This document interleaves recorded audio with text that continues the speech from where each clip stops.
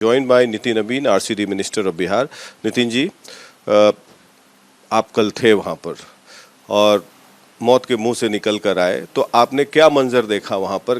कैसे लोग थे, किस तरह के हथियार लिए हुए थे, किस तरह से अटैक कर रहे थे? देखिए, पूरा जो माहौल था वो प्रशासन और शासन के भय से दूर था।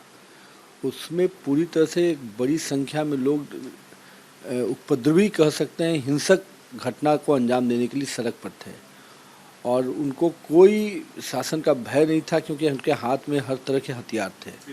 लोहे के रड रखे हुए थे, लकड़ी के बड़े बड़े बल्ले रखे हुए थे। कई लोगों के पास जो कहते हैं ना, लोहे का जो छोटा छोटा डंडे से मतलब चलाने वाला चीज़, वो सब था।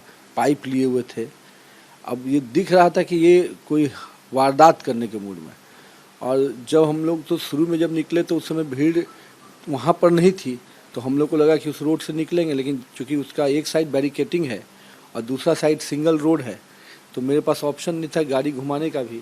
और जब हम लोग धीरे धीरे आगे बढ़े तो देखे कि भीड़ के आबोस में ही हम चलते चले गए। और एक समय वहाँ पर कश्मीर वस्त्रालय का इलाका है, जो वहाँ पर ऐसा था कि वहाँ पर चारों तरफ से भीड़ गाड़ी के ऊपर नजर आ गई। और उस समय जब लोगों ने थोड़ा सा ईंटा पत्थर के पहले हाथ चलाना शुरू किया, गाड़ी को पटकना शुरू किया, गाड़ी पे हाथ पैर, तो लगा कि अब ये गाली गलौज करे, लेकिन फिर भी हम लोग गाड़ी को धीरे धीरे आगे बढ़ाते गए। थोड़ी दूर के स्कॉट तक, थोड़ा दूर स्कॉट भी काली मंदिर तक साथ रहा। वहाँ के बाद स्कॉट की भी दिशा भटक गई और वहाँ पर फिर तबातोड़ हमले हो गए। आप पर क्यों हमला किया आपकी गाड़ी पे? क्या आपको वो पहचान गए कि कोई वीआईपी मूवमेंट हो रहा है स्कॉट के चलते? स्कॉट के चलते उनको वीआईपी मूवमेंट तो अंदाज़ा मिल ही गया। और सेम टाइम में कह सकते हैं कि कुर्ता पजामा पहने थे, तो लोगों को ध्यान में आ गया कि पॉलिटिकल आइडेंटिटी है या कुछ भी है। और कौन पहचाने थे नहीं पहचाने तो मैं इसका तो कोई नहीं कह सकता, लेकिन जितनी बड़ी संख्या में थे और जिस प्रकार से उनका आक्रोश दिख रहा था, वो केवल घटना को अंजाम देने के मूड में था। और ईंटा पत्थर जब चलना शुरू हुआ तो वो फिर अनियंत्रित रूप से हो चुका। तरीके से प्रहार हुआ आपके गाड़ी? लोग लोहे के रड भी रखे हुए थे गाड़ियों के, जो हमारे शीशे पर लोग रड से भी तोड़ा, पीछे के शीशे को पूरा तोड़ दिया। फिर ईंटा पत्थर जो सामने का शीशा से ईंटा चलाया, तो वो मतलब चूँकि फॉर्चूनर गाड़ी थी तो गाड़ी ने भी कुछ रजिस्ट कर लिया अदरवाइज। और सबसे बड़ी बात रही कि जो ड्राइवर ने गाड़ी को रोका नहीं, धीरे धीरे गाड़ी को आगे ही बढ़ाते गए, तो उसके कारण क्या हुआ कि जो उपद्रवी पीछे होते गए और हम लोग धीरे धीरे थोड़ा सा भीड़ से बाहर निकलते गए। लेकिन चूँकि हमला लगातार चल रहा था तो भगवान का ही शुक्र था कि वहाँ से निकल पाए। अदरवाइज जितनी बड़ी संख्या थी उसमें न शासन का कोई भय था न प्रशासन का, और बस भगवान का ही भरोसे हम लोग निकल पाए। वहाँ तो कल गोलियां भी चली, तो आप किसी के हाथ में पिस्टल और इस तरह के कोई फायर आर्म्स देखा? देखिए, ये तो जब वहाँ पर घटना घटी तो पहली हम जब ईंटा पत्थर हमारी गाड़ी पर शुरू हुआ, उसके बाद वहीं पर हनुमान मंदिर है। हमारी गाड़ी काली मंदिर की तरफ निकली और वहीं पर हनुमान, तो फिर हनुमान मंदिर पर भी लोगों ने ईंटा पत्थर फेंकना शुरू कर दिया। और उसी समय जैसे बाद में न्यूज आया कि पुलिस को जब देखा कि गोलियां चल रही हैं तो पुलिस ने भी प्रतिकार में फिर गोली चलाई। इसका मतलब है कि वहाँ पर फायरिंग वरिंग तो आवाज़ उसके बाद हम लोग सुनाई पड़ी, तो हम लोग तो पहले ये लगा कि कहीं पुलिस की फायरिंग है, लेकिन जिस प्रकार से बातें छन के आई कि पहले दूसरी फायरिंग नज़र आई तब पुलिस ने फायरिंग की है, तो कहीं ना कहीं ये दिख रहा है कि वो लोग पूरी तरह से एक उपद्रवी थे ही, अनियंत्रित थे और कोई भय नहीं था। और जितनी बड़ी संख्या में थे और पुलिस नग्न थी वहाँ पर, तो वो पूरी तरह से बेकाबू भीड़ था, वो कुछ भी अंजाम दे सकता था। आप वहाँ पर उस समय क्या करने गए थे? हमारा एक पारिवारिक फंक्शन था, तो पारिवारिक फंक्शन में हम वहाँ रुके थे और रुकने के क्रम में हम अपने परिवार के यहाँ मोराबादी जा रहे थे।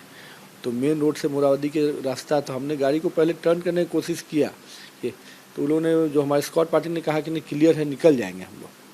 तो उसी भ्रम में चूँकि स्कॉट ने कहा कि निकल जाएंगे, तो अब वो आगे बढ़ने के बाद हम लोग पूरी तरह से भीड़ के आबोस में आ गए। जिस तरीके से ये घटना को अंजाम दिया गया पूरे देश में 15 जगह, तो कोई ना कोई मास्टरमाइंड तो होगा इसका। तो आपको क्या लगता है कि किसका हाथ हो सकता है? किस तरह की कार्रवाई करनी चाहिए पुलिस को? अभी तक ठीक से गिरफ्तारियां भी नहीं हुई। रांची में, यूपी में तो कुछ लोगों को गिरफ्तार किया गया प्रज्ञा प्राण।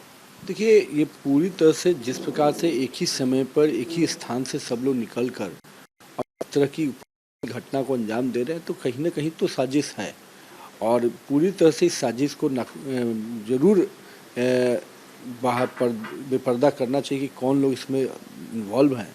और मुझे तो लगता है कि इतनी बड़ी घटना को अंजाम देने के लिए देश के अलग अलग हिस्सों में लोगों को जोड़ा गया, तो इसकी पूरी रैकेट है और इस पर ज़रूर बहुत जल्द इस पर सारी चीज़ें सामने आएंगी।